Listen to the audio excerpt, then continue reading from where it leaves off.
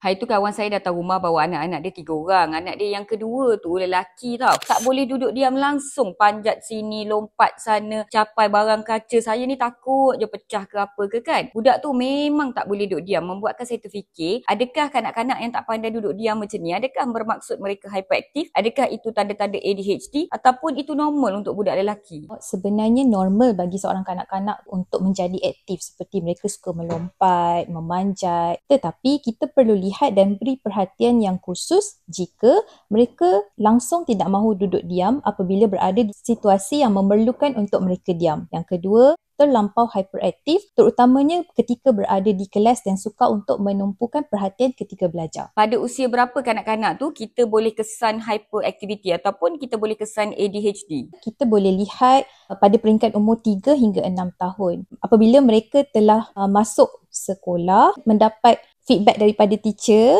yang mereka tidak boleh duduk diam dan tidak boleh menunggu giliran ketika berada di dalam kelas. Adakah occupational therapist mempunyai peranan dalam kanak-kanak yang hyperaktif ataupun kena jumpa pakar yang lain? Untuk anak yang hyperaktif, kita juga harus membuat penilaian dan mengetahui apakah punca atau masalah. Kita boleh terus merancang untuk membuat aktiviti yang bersesuaian dengan kondisi anak tersebut. Apa jenis aktiviti OT yang boleh bantu kanak-kanak belajar kawal diri dan emosi? Antara aktiviti yang boleh dilakukan oleh OT adalah sensory integration therapy. Sebagai contohnya, aktiviti bermain trampolin, memanjat dan juga bermain buaian. Selain daripada itu, kita boleh laksanakan aktiviti relaxation kepada anak tersebut. Sebagai contohnya, meniup bola sabun dan meniup belon. Sebagai occupational therapist, apakah nasihat anda kepada ibu bapa yang dah rasa penat ataupun hilang sabar dengan kanak-kanak hyperaktif sebegini? Kepada ibu bapa yang mengalami masalah seperti ini, apa yang disarankan, berhenti sekejap apabila merasa penat, mengambil masa untuk diri sendiri, iaitu menjaga diri sendiri supaya boleh menjadi lebih mudah sabar dan positif